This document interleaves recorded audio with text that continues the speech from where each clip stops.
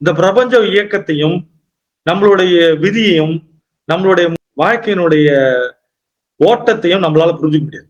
நிறைய புதிரான அமானுஷ்யமான விஷயங்கள் உலகத்தில் நடந்துட்டே இருக்கு. ஒண்ணு, எல்லாத்தையும் நம்மளால கிராஸ் பண்ண முடியாது, எல்லாத்தையும் புரிஞ்சுக்க முடியாது. இந்த பிரபஞ்ச ஓட்டத்தையும் நம்மளுடைய விதியையும் நம்மளுடைய ஸ்டாக்கையும் நம்ம புரிஞ்சுக்க முடியாது. ஸ்டாக்னா நம்மளுடைய எண்ண தொகுப்புகள் இருக்கிற விளைவுகளும் நம்ம புரிஞ்சுக்க முடியாது. அதே நேரத்துல அமானுஷ்யமான சில விஷயங்களும் புதிரான விஷயங்களும் விசித்திரமான விஷயங்களும் உலகத்தில் நடந்துட்டே இருக்கு. அப்போ நீங்க சும்மா பற்றற்ற நிலையில் உங்களோடு எதுவனோடு பற்று இல்லாம இருங்க அப்படின்னு சொல்ற தகவல் தான் இது. நம்ம மைண்ட் லிமிட்டட், எதனோடு பற்று இருந்தாலும் துன்பம் வரும்ன்றது சொல்லக்கூடிய விஷயங்கள் இது. ரிச்சஸ்னட் அப்படின்னா நீங்க ஞாபகம் வர வேண்டியது இந்த தகவல் மட்டும்தான்.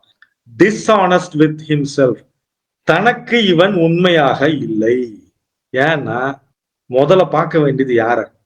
என்ன தானே பார்க்கணும். நான் இருந்தா தானே எல்லாம் நல்லா இருக்கும்.